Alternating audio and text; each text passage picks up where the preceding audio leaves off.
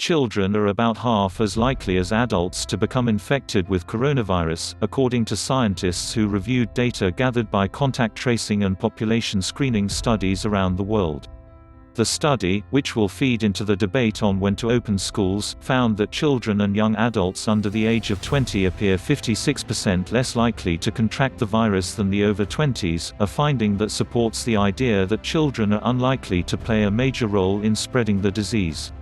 It's preliminary evidence, but the weight of evidence is clear that children appear to be less susceptible to SARS-CoV-2, said Russell Viner, a professor of adolescent health at UCL Great Ormond Street Institute of Child Health and a senior author on the review.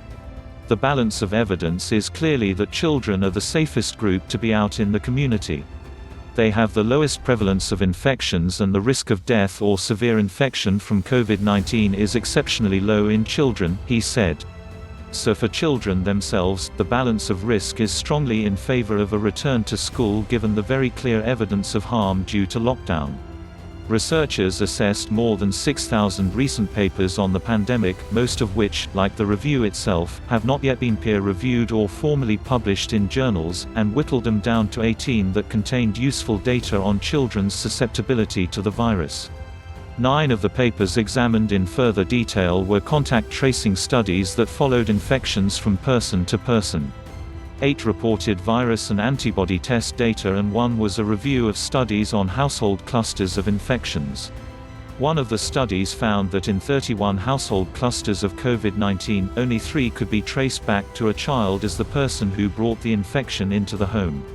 Another report from Australia undertook contact tracing of all COVID-19 cases in schools in New South Wales over a 6-week period from early March. It found that 18 index cases, comprising 9 students and 9 staff, gave rise to only 2 further cases among students and none among teachers, though children were being pulled from the schools at the time and awareness of the infection was high. While the UCL-led review suggests that children are more resilient to the infection, the pooled data were not sufficient to confirm whether children spread the infection more or less easily than adults. In times of uncertainty, what we need to do is mitigate risks, Viner said. I would concur very strongly that an effective test and trace mechanism in place is very important to mitigate the uncertainty about transmission from children. Rosalind Ego, a co-author on the review and an infectious disease modeler in public health epidemiology at the London School of Hygiene and Tropical Medicine, said the evidence suggested children and young people were at lower risk of infection than adults and may therefore play a smaller role in the epidemic as a whole. She added, this new evidence will help us better understand the possible effect of school reopening on transmission in schools and in the community. In a draft consultation published on Friday, a group of senior scientists warned that the 1st of June was too soon for schools to reopen safely and that more time was needed to set up an effective track and trace system to contain future outbreaks. The Independent SAGE Committee, chaired by the former government chief scientist Sir David King, found the risk of children picking up the virus could be halved if they returned to school 2 weeks later than ministers were proposing.